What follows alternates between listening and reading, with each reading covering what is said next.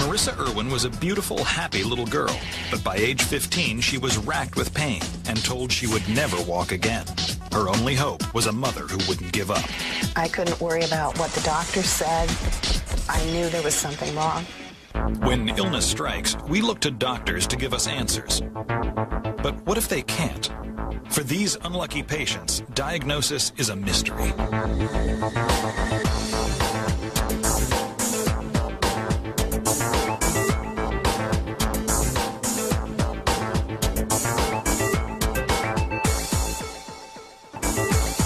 But when illness struck 12-year-old Marissa Irwin, it was her mother who refused to take "we don't know" for an answer. As a little girl, Marissa was very bold. She wasn't afraid of anything or anybody. Marissa was a very bright, intelligent little girl who was always eager to be involved with whatever was going on.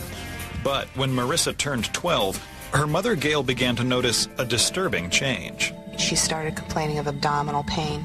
She would vomit sometimes. She continuously was complaining about these stomach aches. I would always go to school, and a couple hours later I'd get a stomach ache and my mom would have to come get me.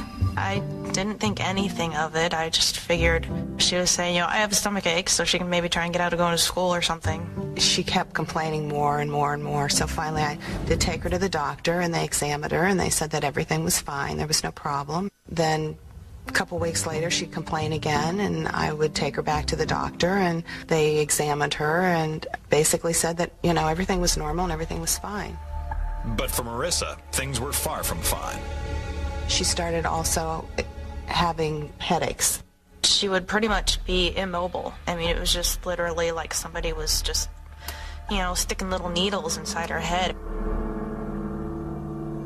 I had taken her to the doctor for that, and he told me that he felt that she possibly had migraine headaches. He said that he would give her migraine medication and that, that would be fine. They didn't help at all, and it was worthless. Then, Marissa's headaches became more intense and were accompanied by dizziness. Concerned, Gail took Marissa back to the doctor. I felt that some testing should be done just to make sure that there's no other problem causing these headaches. And it was at that point that he ordered a CT scan of the head. Marissa's doctors said the scan showed no abnormalities, but Gail wanted another opinion. Since I work in a hospital, I had asked one of the radiologists that I work for if he would look at it for me. The radiologist noticed some slight bulging at the base of Marissa's skull, so he did Gail a favor and ordered an MRI. But the results were normal. And so we just kind of forgot that idea and just kind of went on. Still, the headaches and nausea continued to wreak havoc in Marissa's life. She tried to continue to go to school, but she would get extremely ill, and I'd have to go pick her up and take her home. The teachers were getting very annoyed with me because they felt that I was catering to her. I felt like I couldn't worry about what anybody else thought. I couldn't worry about what the doctor said. I knew there was something wrong.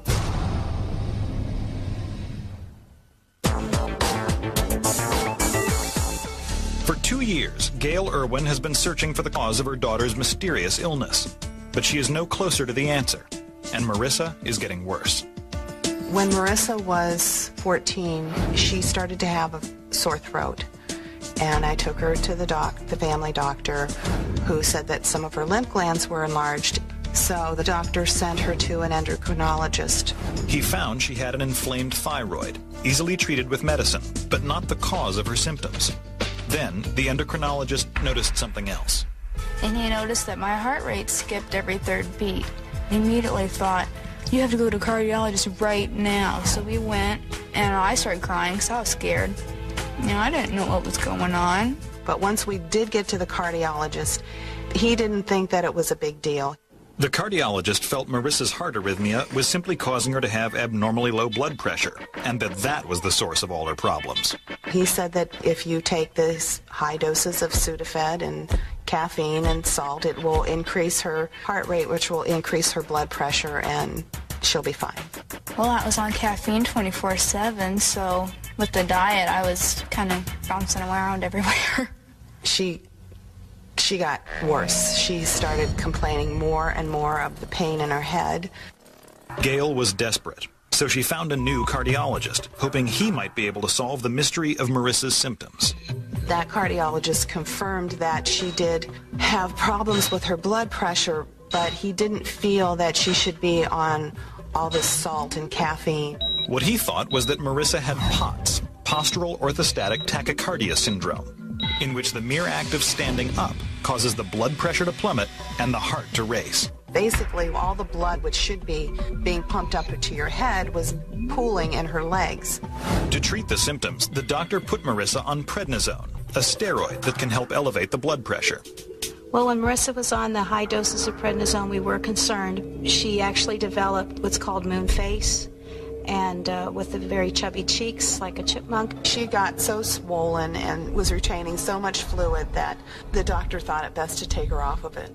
The swelling eventually went away, but Marissa's dizziness soon turned into full-blown blackouts. Many times Marissa would start to feel ill when she was in her classes, and she would ask to go to the restroom. Once she got to the restroom, she would pass out, and sometimes the teachers or the other kids would find her there. I missed about half of the school year in 9th grade. I missed like a month of 10th grade. The school finally started to feel that she was kind of a liability, and so they started sending a tutor to our home to help her get through her classes. So I was homeschooled till I graduated. Marissa's friends began to stop calling. They stopped asking Marissa, to come over, to go out, or anything like that. Marissa was becoming very depressed. She felt that everybody was abandoning her. She just would say to me, "I have no life." Stuck in the house, Marissa started to deteriorate even further. She's constantly tired. She's having a hard time staying awake.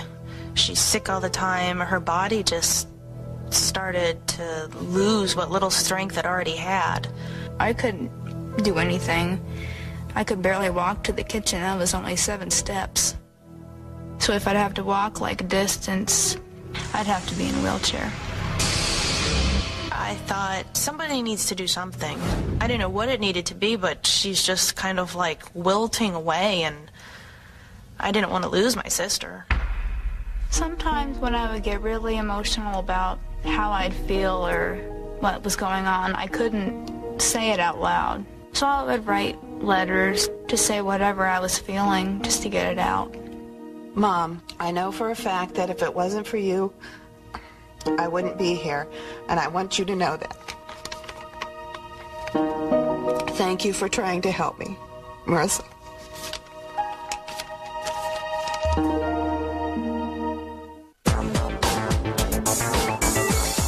Marissa Irwin was a healthy and happy little girl. But at age 12, she began to have crippling stomach aches and headaches. Now at 15, she can barely walk, and she's unable to go to school. Marissa, at this point, had severe headaches, I would say probably 80% of the time. And she walked usually about 10 to 15 feet. If she didn't pass out, she would at least have to go down on one knee because she was severely dizzy. I would just get so exhausted, and my head would start hurting again, so I would be in a wheelchair. Horrified by Marissa's downward slide, Gail kept trying new doctors. I didn't go anywhere. I mean, the only places that I went were to doctors. Most parents were taking their kids to soccer practice and tap classes and ballet, and I took her to the doctors.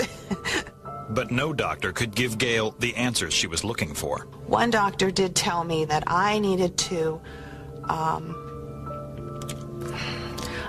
accept the fact that my daughter would live in a wheelchair for the rest of her life. I wasn't ready. I wasn't willing to accept that. Determined to save her daughter, Gail searched the internet, hoping to find a clue.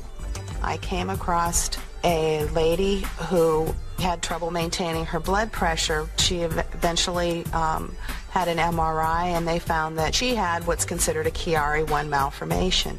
When I looked up what that was, it talked about how the very back portion of the brain herniates into the neck. And she had surgery, and all of her symptoms were gone, and she was fine. Remembering the slight bulge that the radiologist had seen on Marissa's MRI 2 years earlier, Gail wondered, Could this be the same thing? So I went back to that original radiologist and asked him, could you look at it again? And he basically drew a line at the bottom of the skull, and he said there should be no brain matter below this. But on one of the images there was, but he said it's so small it shouldn't cause a problem. So then I started doing research on neurosurgeons. Gail made appointments with several neurosurgeons who might be able to determine if indeed that small bulge could be the sign of something more serious. One neurosurgeon was very kind. Basically he said, I see what you see on her scan, but I really don't know if surgery would help her. She would reassure me that we would find a doctor that would help me. I think Gail tended to put on a good front in front of her daughter, in front of Marissa. I think that Gail knew that there was something going on that wasn't right. Part of my mind said that how could all these people with so much knowledge tell you that there's nothing wrong with her, and you think that there is something wrong with her? But at the same time, if there was an answer out there, I just felt that I had to find it, even if everybody else did think I was a little nutty. Gail got back on the internet and found a Chiari 1 website. The more she read, the more convinced she was that her daughter had a Chiari 1 malformation. And I started reading all of their emails, and a lot of the people had talked about Dr. Bolognese and Dr. Mellorat and the Chiari Institute on Long Island. I told her, if you think New York has a specific clinic for the problem you think she has, why don't you just go to New York? Within a week, Gail and Marissa were on their way to meet with Dr. Bolognese.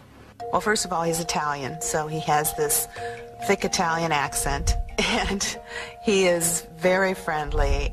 I remember this skinny little girl coming through the door, and with a shy smile.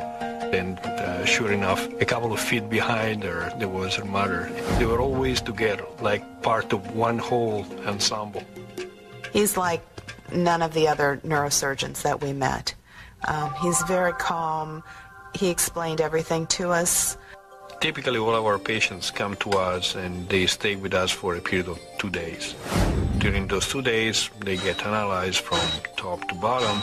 We do several tests. We do a neurological exam. We do a bunch of different MRIs. He felt that possibly she had a Chiari 1 malformation, but he couldn't really tell. I knew that some of the symptoms were typical of the disorder we treat, but not all the boxes were checked. Chiari 1 malformation occurs when the skull does not have enough space to accommodate the brain. The brain gets squeezed out of the large opening at the base of the skull and down into the spine. The increased pressure within the brain can cause headaches, numbness, dizziness, and nausea. Left untreated, it can evolve into paralysis. There were actually some features of her anatomy on the MRI that didn't fit with Chiari 1 malformation at all. At the same time, her joints were very wobbly. She was having a condition called Ehlers Danlos syndrome. It is a disorder of the connective tissues. They are the tissues that allow us to do this kind of tricks, or for the contortionist to be famous in a circus. But Ehlers-Danlos didn't explain all of Marissa's symptoms. Then Dr. Bolognese noticed another abnormality. He also said that she had a retroflexed odontoid, the small piece of bone that allows your head to rotate instead of being pointing upwards or out a little bit, was pointing backwards. The head tends to sag down over your spine and is pushing against the anterior part of the brainstem. Because of the weakness in her tissues brought on by the Ehlers-Danlos, Marissa's neck wasn't supporting her head sufficiently. So the odontoid bone at the top of her spinal column was pressing into her brain. The tests told Bolognese a lot about Marissa's condition. She showed signs of several different disorders, Chiari 1, Ehlers-Danlos, and a retroflexed odontoid. But there still wasn't one clear diagnosis. At the end of the consultation, we decided to give Marissa some schoolwork. We were not going to dump her because she was not going to satisfy our check boxes.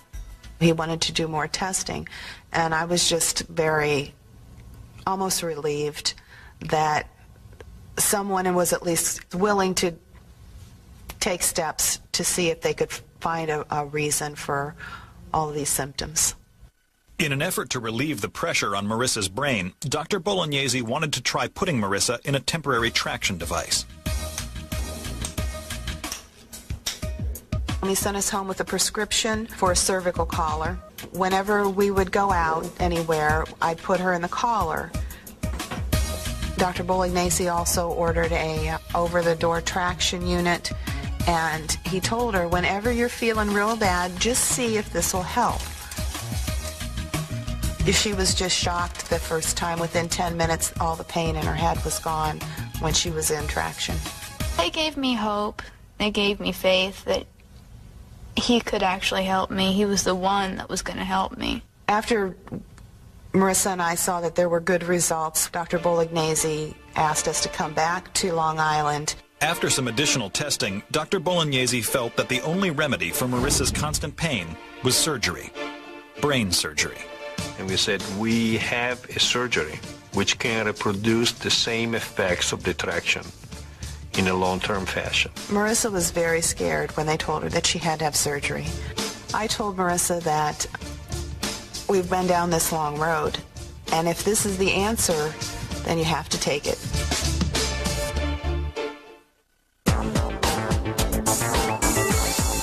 After 5 years of misery, Marissa Irwin has finally discovered that her mysterious pain and paralysis is being caused by intense pressure on her brain. Wheelchair-bound and in agony, her only hope is a rare and dangerous surgery. Marissa was nervous, but she was not losing her smile. All the people in the room were very touched by her. My whole body was shaking. And my doctor, Bolognese, and Dr. Millerat came to me and said, you know, it's okay, it's all right. It's actually a pretty rare surgery for neurosurgeons. The operation is pretty dramatic. First, the doctors would have to reposition Marissa's skull so her odontoid bone was no longer pressing on her brainstem. They would then have to fuse the vertebrae and lock the spine in place using specially designed surgical screws. One wrong move, and Marissa might be paralyzed for life. We try to reproduce down to the millimeter the only position in which the patient feels comfortable, because we want to freeze that for the rest of their life. The main part of the operation has some components which are nerve-wracking. You know that with the trajectory of some of the screws, you can pretty much end the operation there, and that is very stressful. Originally, I was told that the surgery lasts about 5 hours. So I don't know, I just innocently thought that at 5 hours and 15 minutes he would be out to talk to me. So when the 6th hour came by, my mother was really starting to get upset. I was just beside myself. But there was good reason for the delay.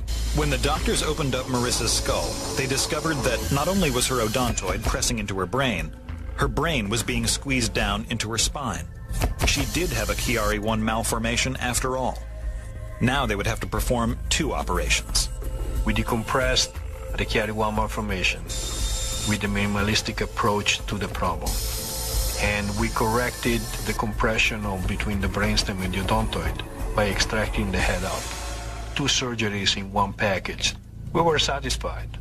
And with that kind of feeling, we went out to talk to Marissa's mom. Dr. Bolognese came out and said that everything went good and that he was, very pleased with her results. Her sister and I just cried and laughed. Then we ran downstairs and made phone calls.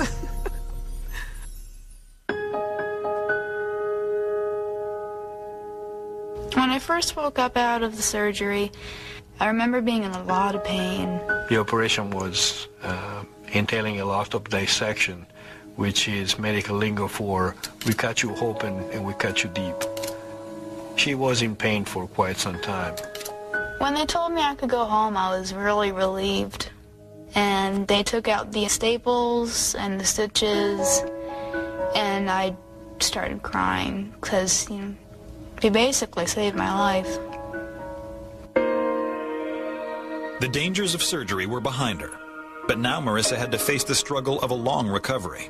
When Marissa was still recovering, one time she made the remark to me that she was so ugly now, you know, from being cut and from the surgery. I didn't look in the mirror very much because I felt kind of like Frankenstein.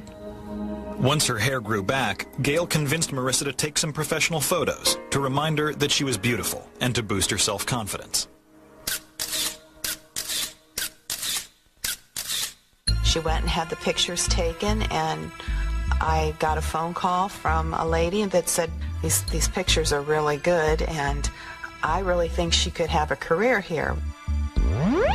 And so since that time, she's been signed by a modeling agency in New York City. Now being involved with modeling, she has a real spark to her eye, which she had lost there for a number of years. Without her mother's determination to find an answer, Marissa could have spent her entire life in a wheelchair and in constant pain. In the case of Marissa, the MRI was not enough positive enough, not enough strong enough to declare the diagnosis from the start. Most people, when their brain herniates, it herniates in the middle. In Marissa's case, it went out to the side, and so that's why we had such a hard time finding a diagnosis. Even though a Chiari malformation is thought to be rare, this was even more rare because she didn't do it by the textbook. It was a very long journey. 5 years is a long time, especially when your daughter is deteriorating in front of your eyes. And in the case of Marissa's mom, she was a fighter, and she didn't pull any punches in the process. Many times people with a lot more book knowledge told me that I was wrong. And it would have been easy to have stopped and thought that you'd done everything possible, but I felt that there was an answer out there that I had to find. She would never give up. I didn't go through it alone, and she was always there.